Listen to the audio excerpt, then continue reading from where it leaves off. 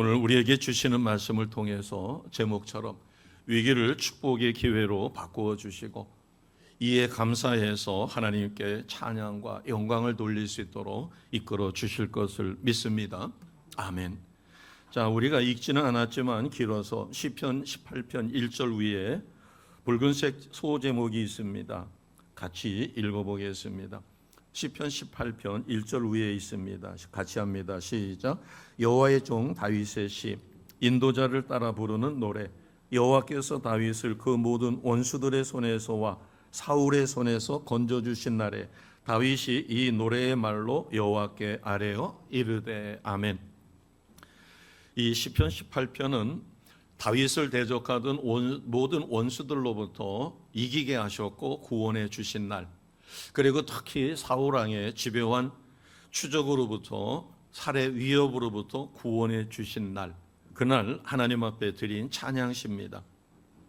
1절에서 15절까지를 보게 되면 강하게 하시는 하나님이죠. 특히 6절에 보면 환난 중에 부르짖을 때 들으셨다라고 고백합니다. 구원해 주신 하나님, 역사하신 하나님. 그래서 다윗은 이 하나님을 뭐라고 부르는가 하면 2절에 나의 반석이며 요새시고 건지시는 이시며 나의 하나님이십니다 라고 고백합니다. 16절에서 30절은 높이시는 하나님이에요. 특히 20절에 보면 내 의를 따라 상 주시는 하나님, 그러면서 25절에 보면 완전하게 하시는 하나님이심을 고백합니다. 31절에서 42절을 보게 되면 불가능한 것을 가능하게 변화시키신 하나님. 자, 36절을 보시게 되면 실족하지 않게 하신다. 그리고 39절에 보면 대적을 극복하게 하시는, 그래서 도저히 자신의 힘으로는, 이스라엘의 힘으로는 이길 수 없는 전쟁, 그리고 환난을 극복하게 하셨고 그를 통하여 살아계신 하나님을 증거하는 증인으로 삼아주셨다. 자, 43절에서 끝절까지는 위기 때마다 그것을 기회로 바꿔주신 하나님, 그러면서 마지막에는 이 모든 것을 찬양할 수 있고 특히 50절에는 앞으로 도래할 메시아 왕국을 예언할 수 있는 은혜까지 주신 하나님을 찬양하고 있습니다. 아멘. 오늘 저희들이 택하여 읽었던 이 본문은 이 시편 18편 중에서도 특히 클라이막스에 해당되는 부분이에요. 위기를 극복하게 하시고 그것을 축복의 기회로 바꾸어 쓰시는 하나님을 찬양하는 다윗의 고백입니다. 강하게 하시고 높이시고 상 주시며 불가능을 가능케 하시어 특히 위기를 축복의 기회로 변화시켜 바꾸어 주시는, 그래서 그 하나님의 영광을 찬양하며 경배케 하시는 하나님이십니다. 지금 우리나라도 말할 수 없는 위기 상황에 처해 있습니다. 이 위기 상황에 있는 대한민국을, 이 상황을 극복하여 전화 위복의 기회로 삼아 주실 것을 확실히 믿습니다. 왜냐하면 다윗의 하나님이 바로 나의 하나님이며 우리의 하나님이기 때문에 그렇습니다. 그러면 하나님께서 이렇게 위기를, 다윗에게, 이스라엘에게 닥친 위기를 축복의 기회로 바꿔주신 이유는 무엇일까? 그것은 한마디로 하나님이 다윗과 택한 백성 이스라엘을 통하여 영광을 받으시기 위함입니다. 39절에 보겠습니다. 39절을 보시면 주께서 나를 전쟁하게 하려고 능력을 주셨다. 능력을 주셨다는 것은 대적과 싸워서 이기도록. 그래서 세상 사람들이 와, 저 다윗을 보니까, 하나님의 택한 백성 이스라엘을 보니까 그들보다도 훨씬 더 많은 대적과 싸워 저렇게 기가 막힌 방법으로 이겼구나. 그것을 통하여 이스라엘의 하나님이신 그 하나님이 열방에 존경을 받으시기 원하신다는 것이에요. 나를 전쟁할 수 있도록 능력을 주시고 대적을 극복하게 하셨다.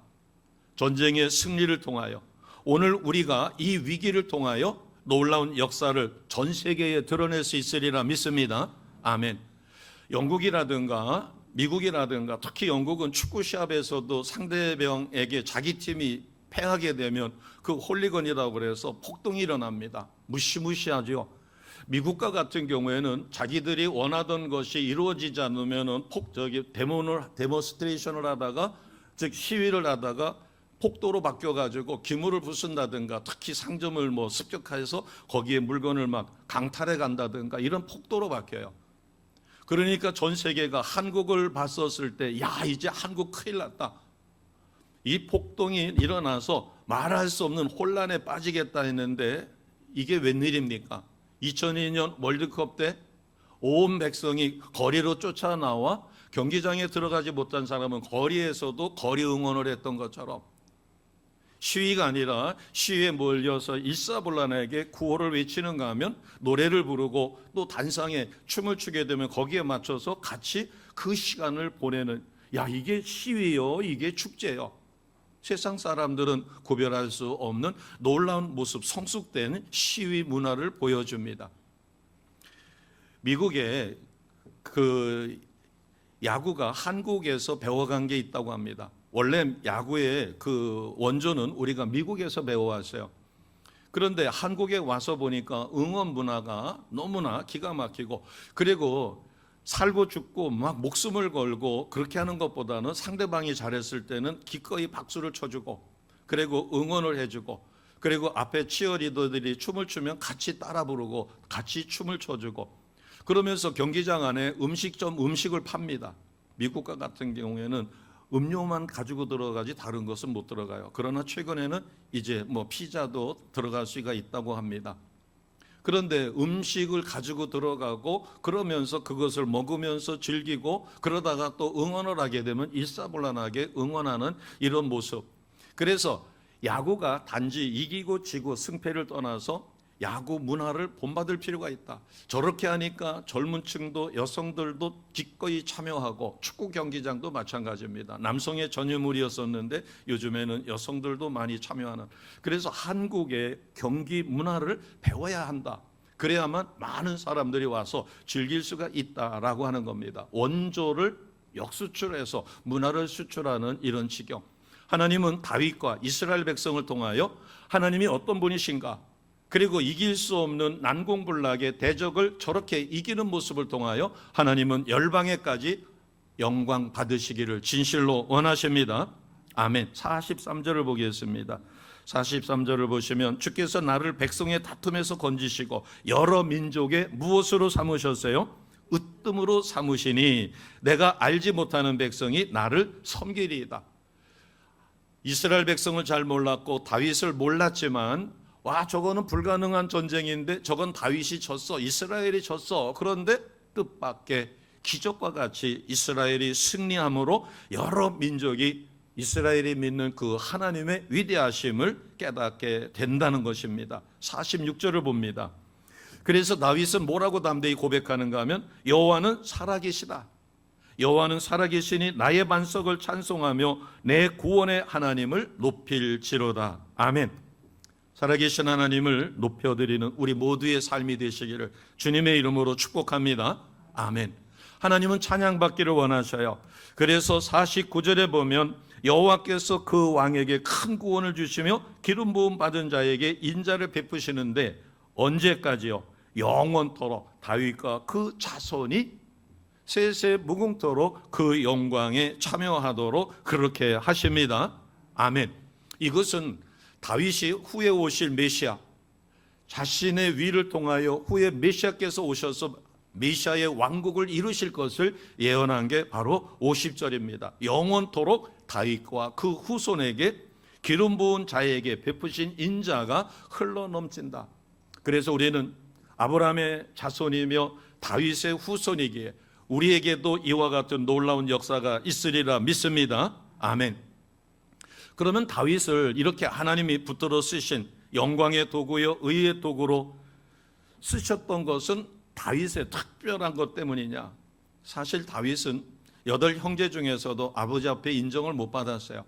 7 형제가 사무엘 선지자 앞에 왔었을 때 하나님이 그거 아니다 해서, 그러면 이제 더 이상 너희 아들이 없느냐 그랬더니, 양치는 아이가 있긴 있는데 그 아이는 왕제가 아니라는 거예요. 그래도 불러오라 해서 불러오니까 하나님이 이가 바로 내가 택한 자다. 그래서 그에게 기름을 붓습니다. 다윗이 하나님의 영광의 도구고 의의 도구로 쓰임받을 수 있었던 것은 전폭적인 하나님의 은혜입니다. 이것은 뭐하고 똑같은가 하면, 내가 구원받아 하나님의 자녀가 된 것은 나의 의 때문이에요? 하나님의 은혜예요. 100% 하나님의 은혜입니다. 내가 하나님의 은혜로 하나님 백성 된 다음에 내가 열심히 할 수 있고 다른 사람보다 더 특심하여 하나님 앞에 상급이 많이 쌓는 그런 놀라운 삶을 사는 것은 나의 의도 거기에 포함이 돼요. 구원받은 이후에. 그러나 구원받는 것은 내가 구원받을 만한 믿음을 하나님께서 성령으로 주셨습니다. 그래서 내가 죄인이었었고 진노의 자녀였고 지옥 갈 수밖에 없는 나였지만 하나님의 은혜 가운데 예수님을 나의 구원자 주님으로 영접하여 하나님의 자녀가 되었습니다. 자, 이 말씀은 신약성경 에베소서 2장 5절과 8절에 우리에게 이렇게 가르쳐 줍니다. 자, 에베소서 2장 5절 8절 같이 연이어 선포하겠습니다. 시작. 허물로 죽은 우리를 그리스도와 함께 살리셨고 너희는 은혜로 구원을 받은 것이라. 너희는 그 은혜에 의하여 믿음으로 말미암아 구원을 받았으니 이것은 너희에게서 난 것이 아니요 하나님의 선물이라. 아멘. 우리가 시대를 바라볼 수 있는 눈, 그래서 나라와 민족을 위하여 위기인 것을 깨닫고 우리가 전폭적으로 기도하며 때로는 금식하며 하나님 앞에 부르짖습니다. 왜냐하면 우리는 지난번에 코로나로 인하여 예배조차도 드릴 수 없고 수만 명이 모였던 교회가 불과 10대 명 방송 송출 요원만 예배를 드렸던 그때를 기억합니다. 상황이 바뀌게 되면 이제 우리는 어떤 예배를 드리게 될지 모르는 것이에요. 그렇기 때문에 우리는 영안이 열려 미래를 내다보며 코로나로 인하여 예배 드리지 못했던 그때 당시를 생각하여 우리는 지금 목숨 걸고 우리의 예배를 지키기 위하여 하나님의 역사하심을 위하여 우리가 전심전력을 다하여 기도합니다. 왜? 다윗은 46절에 수많은 전쟁과 환난 가운데서도 그 위기를 극복하여 축복의 기회로 삼아주셨고 자기를 구원하며 열방에까지 하나님의 영광을 떨칠 수 있도록 그렇게 하신 하나님이 살아계신 하나님이신 것이 확실히 믿어졌기 때문에요. 자, 우리가 믿음으로 46절 아멘으로 선포하겠습니다. 46절입니다. 시작. 여호와는 살아계시니 나의 반석을 찬송하며 내 구원의 하나님을 높일지로다. 아멘. 하나님의 은혜로 다윗은 살아계신 하나님을 체험하며 역경과 환난에서 전쟁의 위기 가운데서도 승리합니다. 그러면 하나님은 어떤 이들을 쓰시는가? 우리가 얼핏 생각하면 하나님은 선한 자, 그리고 하나님이 택한 선민만 쓰실 거라고 생각하는데 그렇지 않습니다. 신학적으로 보면 하나님은 모두를 다 쓰십니다. 대신 어떻게 쓰이느냐가 구별이 돼요. 하나님은 지구상에 있는 모든 자를 특히 악하게 드러나고 있는 그들에게 하나님의 보호의 손길을 거두시면 그들은 악한 영에게 사로잡혀 그 지역을 다스리고 있는 악한 영, 개인을 다스리는 악한 영이 그를 지배하여 그는 악의 도구로 쓰임을 받습니다. 아멘. 그러나 하나님이 택한 자여 하나님 바라보고 경건의 삶을 하는 자는 성령께서 그를 붙들어 성령의 도구로 의의 도구로 쓰십니다. 내가 의의 도구로 하나님이 기뻐하시는 하나님의 택한 자로 쓰임을 받느냐, 아니면 하나님의 보호가 사라짐으로 해서 악한 영에게 사로잡혀 악의 도구로 쓰임 받느냐, 결국 하나님 앞에 모든 사람은 다 쓰임을 받는 거예요. 대신 하나님이 기뻐하시는 쓰임이 있느냐, 아니면 하나님이 싫어하시는 악의 도구로 쓰임을 받는가. 자, 25절을 보겠습니다. 25절을 보시면 하나님은 경건한 자를 어떤 모습으로 쓰실까? 자, 26절에 보면 악한 자를 어떻게 쓰실까? 25절, 26절에는 경건한 신앙인을 쓰시는 모습이 세 가지로 나오고 26절 하반절에 보면 사악한 자를 어떻게 쓰시는가? 자, 먼저 경건한 자를 어떻게 쓰시는가? 25절을 보겠습니다. 자, 25절을 보시면 자비로운 자에게는 무엇을 보여주셔요? 그렇죠. 하나님이 자비를 보여주십니다. 완전한 자에게는 주의 완전함을 보이셔요. 완전하지 못한 자에게 완전한 것을 보여줘봐야 개에게 진주를 던진 것과 똑같아요. 시궁창에서 뒹굴고 있는 깨끗하지 못한 돼지에게 아무리 좋은 것을 줘봐야 소용이 없는 것처럼 완전한 자에게는 주의 완전하심을 보입니다. 완전한 주의 백성 되시기를 주님의 이름으로 축복합니다. 자, 26절에 보면 깨끗한 자에게는 무엇을 보이셔요? 주의 깨끗하심을 보이신다. 심령이 가난한 자, 심령이 깨끗한 자는 주가 무엇을 보여주셔요? 천국을 보여주십니다. 심령이 깨끗해요. 다 내려놨어요. 그러면 심령 천국을 누립니다. 그러나 욕심으로 가득 찼어요. 그러면 심령 천국이 아니라 심령 지옥을 누리는 거예요. 아무리 많은 것을 얻었어도 채워지지 않는 것, 내게 없는 것을 가지고 원망 불평하니 심령이 지옥인 것입니다. 자, 다시 한번 보겠습니다. 자비로운 자에게는 주의 자비로움을 나타내시고 완전한 자에게는 주의 완전함을 보이시며 깨끗한 자에게는 주의 깨끗함을 보여주십니다. 자비로운 자요, 완전한 자요, 깨끗한 자 되시기를 주님의 이름으로 축복합니다. 아멘. 그러나 악인은 어떻게 대하셔요? 26절 하반절에 보니까 사악한 자에게는 주가 어떻게 하시는 거예요? 거스리심. 기도를 들어주시는 게 아니라 거절하시는 거예요. 주가 거절하시면 누가 응답하겠어요? 사탄이 응답하여 그를 사로잡습니다. 이 지역을 지배하는 악한 영이 있어요. 권력 뒤에 역사하는 악한 영이 있어요. 권력자 중에서도 하나님 손에 붙들려 다윗처럼 의롭게 쓰이는 자가 있는가 하면 하나님의 택함을 받았고 기름 부음 받았지만 하나님의 말씀을 계속 거절하여 하나님이 떠나게 되자 사울은 악한 영에게 시달려 악의 도구로 쓰임 받습니다. 자, 27절을 보겠습니다. 27절을 보시면 주께서 곤고한 백성은 뭐 해주셔요? 구원해 주십니다. 너무나 어려운 형편에 하나님 앞에 눈물로 호소하며 기도할 때 하나님은 그 기도를 들으시고 그를 위기에서 구원해 주십니다. 그러나 27절의 하반절에 보니까 교만한 눈은 어떻게 하신다고요? 낮추신다. 내가 교만한 사람인가 교만하지 않은 사람인가는 뭘로 구별할 수 있을까요? 여러 가지가 있지만 내가 정말 진심으로 누군가에게 나를 위하여 기도해 주십시오라고 중보기도 제목을 내놓지 못한다면 교만한 것입니다. 바꿔 이야기하면 기도 부탁을 할 줄 모른다라고 하는 것은 하나님을 잘 모르거나 중보기도의 위력을 모르거나 아니면 교만해서 에이구 저까지 거한테 내가 기도 부탁해봐야 무슨 소용이 있을까? 교만함을 우리는 다른 데서 보는 게 아니라 내가 정말 진심으로 하나님의 말씀을 믿는다면 그 말씀을 부여잡고 기도할 수밖에 없습니다. 이게 하나님 보시기에 겸손한 것이에요.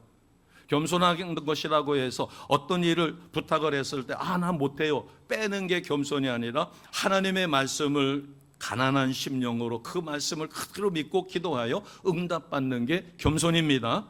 그래서 곤고한 백성은 구원하시지만 교만한 자의 눈은 낮춰주셔요. 자, 그래서 우리가 무엇으로 쓰임받아야 될까요? 우리는 모두 하나님의 의의 도구로 쓰임을 받아야 합니다. 자, 로마서 6장 13절은 우리에게 이렇게 가르쳐 줍니다.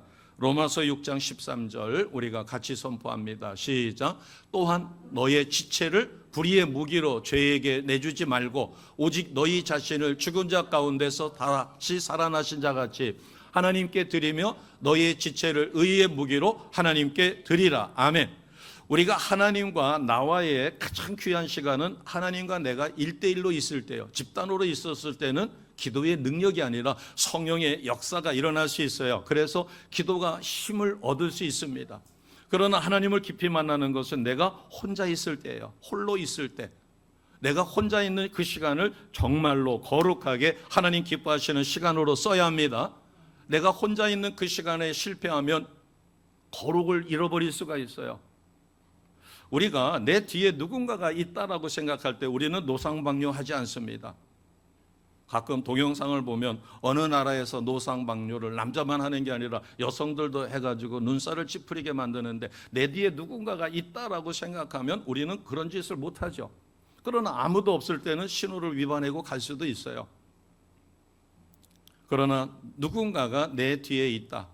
내가 아무리 급해도 내 뒤에 차들이 여러 대가 있는데 거기를 비상 깜빡이 켜고서는 신호를 위반해가지고 갈 용기가 있는 사람은 극히 많지 않습니다. 그런데 한적한 곳인데 나는 바빠요. 그런데 신호는 바꿔지지 않는데 내 뒤에 차도 없고 인적도 아무도 없으면 갈등이 생깁니다. 갈까 말까. 고지식한 사람은 그래도 안 가겠지만 융통성 있는 사람은 갈 것이에요. 내가 혼자 있는 시간, 그 시간을 하나님 앞에 거룩하게 기도와 말씀으로, 그리고 하나님이 원하시는 삶을 내가 철저히 살을 때 우리는 영안이 열려지고 거룩한 하나님의 백성이기 때문에 하늘의 세계를 열어주시고 우리에게 미래를 열어주십니다. 지혜를 주시는 거예요. 내가 혼탁한 삶을 살고 거룩하지 못한 삶을 살면서 하나님 앞에 지혜와 명철을 달라고 한다고 해서 하나님이 지혜와 명철을 주시지는 않을 거예요. 그러나 내가 부족하지만 부족한 대로 하나님 앞에 거룩을 유지하려고 했었고, 어떤 유혹이 왔었을 때 나를 쳐서 그 유혹을 뿌리치려고 노력하면 성령께서 강력하게 그 순간에 역사해 주십니다. 아멘. 아기 어머니가 아기를 처음으로 키웁니다. 낮에 응급실에 갔다 왔는데 이제 응급실에 가도 소용이 없을 것 같아요. 왜? 응급실에는 인턴이나 아니면은 전문가가 있지 않으니까. 그런데 아기는 열이 펄펄 올라요. 열이 올라서 39도에서 40도가 넘어가면 자칫 잘못하면 내막으로다가 이게 손상이 올 수도 있어요. 그래서 그냥 막 알코올로다가 얼음으로다가 해서 열을 낮춰보려고 하고 좌약도 집어넣고 하는데 애는 펄펄 끓고 웁니다. 그리고 열을 재보니까 열이 떨어지지 않아요. 그렇게 시달리다가 나중에 어떻게 해요? 하나님 앞에 정말 눈물을 흘리면서 하나님 어떻게 해요? 나 좀 살려주세요. 애기 좀 살려주세요라고 할 때 그 어머니의 마음속에는 자기가 높은 자가 됐고 뭐 집이 뭐 얼마가 됐고 이런 세상 것을 원하는 게 아니라 오직 하나, 엄마로서 아기의 생명을 살려달라고 간절히 기도하니까 그의 마음은 가난합니다. 딱 목적 하나밖에 없어요. 뭐밖에 없어요? 아기 살려달라는 목적 하나밖에 없어요. 다 비웠어요. 자기도 모르게 다 비워졌어요. 그럴 때 하나님은 놀랍게 역사하십니다. 이게 거룩이에요. 이게 깨끗한 것이에요. 순수하게 다른 거 다 빼놓고 구할 것이 많아도 오직 하나만을 구할 수 있는, 그래서 아기 엄마들이 아기를 붙들고 기도할 때 기적과 같이 역사가 일어납니다. 나에게 신유의 은사가 없는 것 같은데도 그럴 경우에 놀라운 역사가 일어나요. 그것이 바로 우리를 선한 도구로 쓰시는 하나님의 놀라운 은혜입니다. 자, 우리는 이제 다윗을 통하여 교훈을 받습니다. 나는 하나님 영광을 드러내는 도구가 되었습니다. 그래서 때로는 하나님이 강하게 하셔서 나를 대적을 이기게 하시고 나를 높여주시고 불가능을 가능케 하시고 위기를 축복의 기회로 바꿔주십니다. 지금 나와 우리 민족이 겪고 있는 이 어려움, 다윗의 하나님이 우리의 하나님, 나의 하나님 되시니까 이 위기가 기회가 될 것이라고 우리는 확실히 믿습니다. 아멘. 그러면 다윗은 하나님의 어떤 부분을 찬양했어요? 43절에서 45절을 보십니다. 자, 먼저 43절을 보실까요? 주께서 나를 어떻게 하셨어요? 백성의 다툼에서 건져 주셨습니다. 그리고 여러 민족의 으뜸으로 삼아 주셨어요. 그리고 내가 알지 못하는 백성, 즉 열방이죠. 열방이 나를 섬기게 해주셨어요. 승리케 하신 하나님만이 아니라 열방까지 하나님이 다윗을 통하여 역사하신 그 하나님을 믿게 만들어 주셨다는 겁니다. 다윗은 지금까지 자신의 삶을 회상하면서 함께 하신 하나님의 그 은혜를 찬양한 것이에요. 그래서 46절에 보면 다윗은 하나님을 어떤 하나님으로 확실히 믿었어요? 46절 같이 갑니다. 시작. 여호와는 살아계시니 나의 반석을 찬송하며 내 구원의 하나님을 높일지로다. 아멘. 우리가 지금 대한민국의 위기를 어떻게 생각하는가? 이게 나의 위기다. 이제 대한민국이 죽으면 나도 죽는다. 와, 진짜 예수님이 예언하신 마지막 때 믿는 자를 보겠느냐? 그 상황이 올 것이라는 위기의식을 느낀다면 우리는 미친 듯이 목숨 걸고 나라를 위하여 기도할 수밖에 없습니다. 에이, 누군가가 기도하겠지. 뭐 그전에라고 다 잘 넘어갔는데, 그렇게 생각한다면 우리는 미친 듯이 목숨 걸고 절대로 기도할 수가 없어요. 바꿔 이야기하면 나중에 주님 앞에 갔었을 때 너 2025년 몇 월서부터 몇 월 사이에 내가 너에게 그렇게 세상을 통하여 자극을 줬는데 너는 나라와 민족을 위해서 뭐 했니? 라고 물어보신다면 무임승차했죠. 그러나 천국은 무임승차가 없습니다. 주님 앞에 섰었을 때 내가 너가 한 대로 갚아주겠다라고 했었을 때 무임승차 했었을 때 거기에 대한 징벌이 어떻게 올 것인가? 우리는 마지막 때 주님 앞에 이르렀을 때 상급이 예비되는 삶을 반드시 사셔야 합니다. 그래야만 목숨 걸고 기도하게 돼요. 자녀에 대한 애정이 없어요. 미워 죽겠어요. 그러면 그 자녀를 위하여 밤새도록 기도하고 간호하고 응급실 쫓아다니고 이런 짓 안 할 겁니다. 아이고 뒤지면 뒤지고 지혜비 꼬라지 보기 싫은데 방치할 수도 있을 것이에요. 하나님은 나를 어떤 하나님으로 쓰기 원하셨을까? 자, 47절을 보겠습니다. 47절을 다시 보시면 이 하나님이 나를 위하여 뭐 해주셨다고요? 보복해 주셨다. 그리고 민족이 나를 복종하게 만들어 주셨어요. 하나님이 나의 연약함을 보시고 내가 대적과 싸울 수 있도록 능력을 주셨을 뿐만 아니라 내가 지쳤을 때 하나님은 보복하게 해주셨고 복종하게 해주셨어요. 그리고 48절을 연이어서 보겠습니다. 48절을 보시면 주께서 나를 내 원수들에게서 뭐 해주셨어요? 구조해 주셨다. 그래서 우리는 시국을 바라보며 두려워하지 않습니다. 하나님은 택한 자, 눈물로 기도하며 금식하며 기도하는 자를 위하여 대한민국의 위기를 해소시켜 주시리라 반드시 믿습니다. 그래서 49절에 보니까 나를 내 원수에게서 구조하실 뿐만 아니라 주께서 나를 대적하는 자들 위에 나를 높여 놓으셨다. 나를 포악하는 자에게서 건지셨다. 그래서 다윗은 자신을 승리하게 하신 하나님이 단지 대적으로부터 이길 수 있도록 왕위를 지키게만 하시는 게 아니라 다윗을 통하여 약속하신 내가 너를 통하여 너의 자손이 무수히 많게 할 뿐만 아니라 너를 통하여 누가 오시게끔 하겠다고 그랬어요? 메시아이신 예수 그리스도가 이 땅에 오실 것을 약속해 주셨습니다. 아멘. 그래서 다윗은 그것을 고백하는 게 50절이에요. 여호와께서 그 왕에게 큰 구원을 주시며 기름 부음 받은 자에게 인자를 베푸셨는데 왜? 무엇 때문에? 영원토록 다윗과 그 후손이 주의 인자를 누리게끔 그렇게 하셨습니다. 아멘. 하나님은 나의 기도와 우리의 기도를 왜 들으셔요? 대한민국을 건강하게 만들어 놓으셔야 복음 통일이 이루어질 것입니다. 복음 통일이 이루어지면 아무것도 없는 북한에, 교회도 없는 북한에, 진짜 교회가 없는 북한에 누가 교회를 세울 것이에요? 우리가 세워야 합니다. 아멘.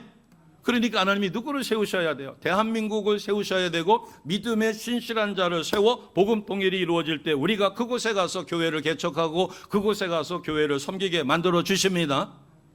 내 자녀가 그 일에 동참할 수 있도록 기도하신다면 하나님은 그 기도를 가장 기쁘게 들으실 거예요.